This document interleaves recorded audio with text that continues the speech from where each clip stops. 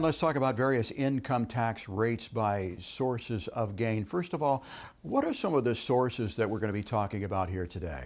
Yeah, I wanted to tackle this because a lot of people say, well, what's my income tax rate or how much tax I'm going to pay? I'm like, well, that really depends because, do you have earned wages and what are your deductions from that? So that's one tax bracket. Are you self-employed? That's a different tax bracket. Are you being taxed on Social Security? That has a different taxation with that.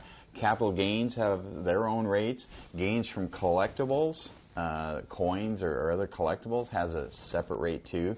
Depreciation recapture, when you sell investment real estate, that has its own rate. And then there's a whole other taxation system called the estate tax. So there's all these different ways that you could have income coming in, and all of them may have a different income tax rate associated with them.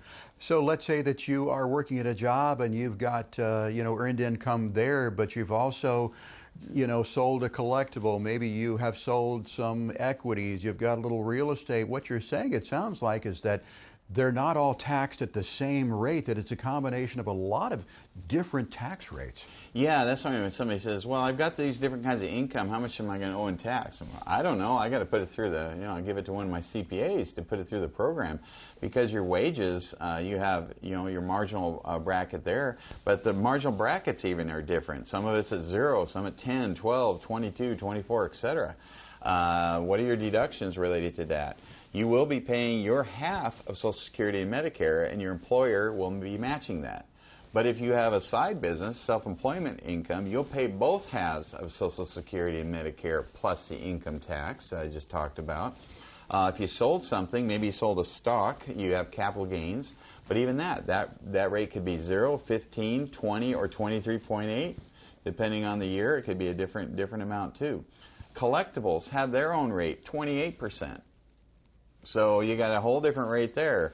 Depreciation recapture could be at 25%. So when you took depreciation over the years, you got a certain benefit from that. You might repay that at 25%, even though your benefit wasn't that high.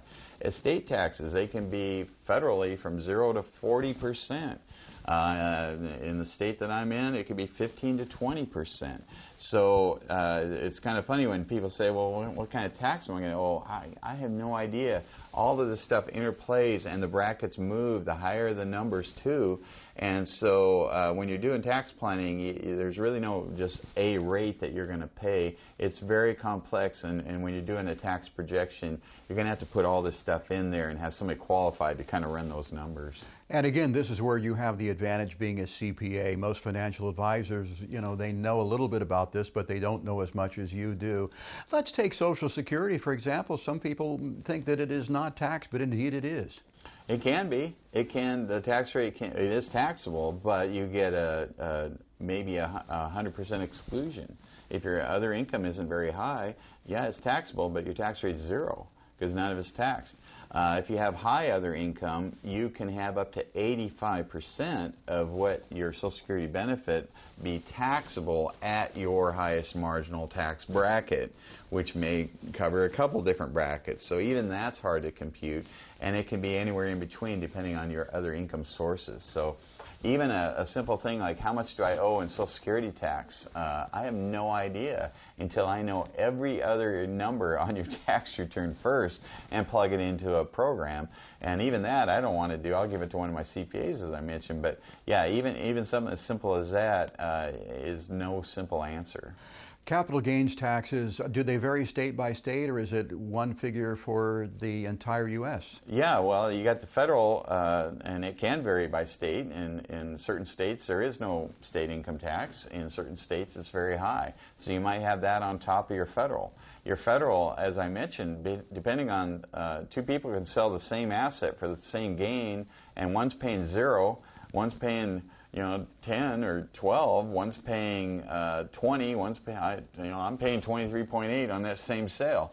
So depending on who you are and what the rest of your tax return looks like, that can really affect what your tax bracket is. And then you got to figure out where you live, because then you got to throw in the state tax potentially on top of that. So Tax planning gets a little complicated, and you really can't do it unless you put it into the program, and then you start doing the what-if scenarios. What if I did this? What if I did that? What if I waited a year to sell a particular thing? What are my tax brackets? How do they interplay there? So that's kind of the basis of tax planning. Brian, thanks for telling us more about income tax rates by the source of gain.